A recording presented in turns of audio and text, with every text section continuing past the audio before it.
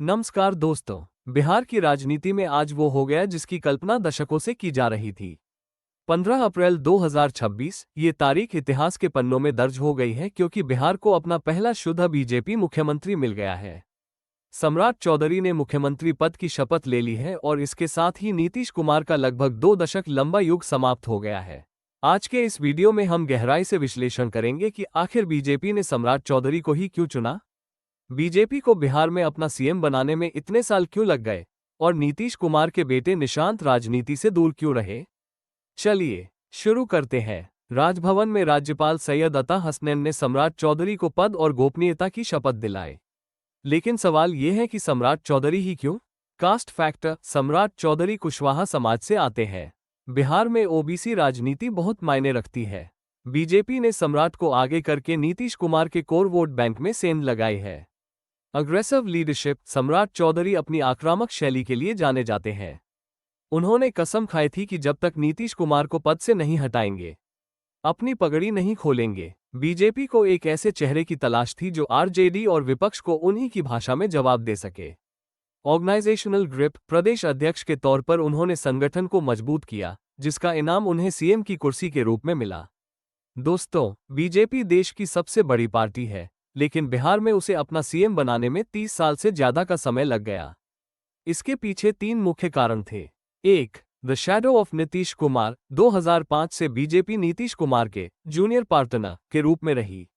नीतीश की छवि सुशासन बाबू की थी और उनके पास ओबीसी और एबीसी का मजबूत वोट बैंक था। बीजेपी के पास उस वक्त ऐसा कोई सर्वमान्य नेता नहीं था जो नीतीश के कद का मुकाबला कर सके।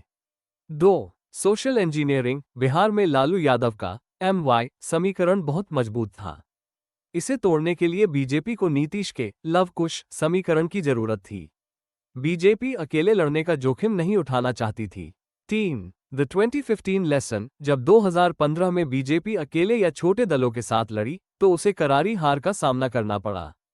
इससे पार्टी को समझ आ गया कि बिहार में बिना एक बड़े सामाजिक चेहरे के सत्ता तक पहुंचना मुश्किल है। इस नई सरकार में शक्ति का संतुलन बनाने के लिए जेडीयू से 2 वरिष्ठ नेताओं को उप मुख्यमंत्री बनाया गया है, विजय कुमार चौधरी और बिजेंद्र प्रसाद यादव। विजय कुमार चौधरी नीतीश कुमार के सबसे भरोसेमंद सिपहसालार। उन्हें प्रशासन का लंबा अनुभव है और वो जेडीयू का ब्राह्मण चेहरा माने जाते हैं। बिजेंद्र प्रसाद यादव सीमांचल और कोसी क्षेत्र के कद्दावर नेता। यादव समाज से आने वाले बिजेंद्र प्रसाद का अनुभव सरकार को स्थिरता देने के लिए जरूरी है। रणनीति। बीजेपी ने सीएम पद लिया है तो जेडीयू को 2 महत्वपूर्ण डिप्टी सीएम पद देकर यह संदेश दिया है कि गठबंधन अभी भी बरकरार है। बस अब बड़ा भाई बदल गया है। सोशल मीडिया पर एक चर्चा बहुत तेज थी कि क्या नीतीश कुमार के बेटे निशांत कुमार राजनीति में आएंगे, क्या वो डिप्टी सीएम बनेंगे? लेकिन ऐसा नहीं हुआ। इसके पीछे की वजह बहुत साफ है। 1. Personal choice. निशांत कुमार शुरू से ही लाइमलाइट और राजनीति से दूर रहे हैं। उनका झुकाव आध्यात्मिक और निजी जीवन की ओर ज्यादा रहा है। 2. Nitish Kumar stand on dynasty politics. Nitish Kumar हमेशा परिवारवाद के खिलाफ बोलते रहे हैं। अगर वो अपने बेटे को प्रमोट करते तो उनका खुद का सिद्धांत कमजोर पड़ जाता और विपक्ष उन पर हमलावर हो जाता।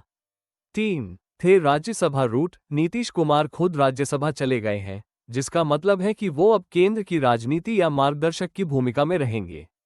अंत में ये बदलाव बीजेपी के लिए इतना स्पेशल क्यों है? Direct control. पहली बार बीजेपी बिहार की ब्यूरोक्रेसी और नीतियों को सीधे अपने हाथ में लेगी। अब तक उन्हें नीतीश की शर्तों पर काम करना पड़ता था।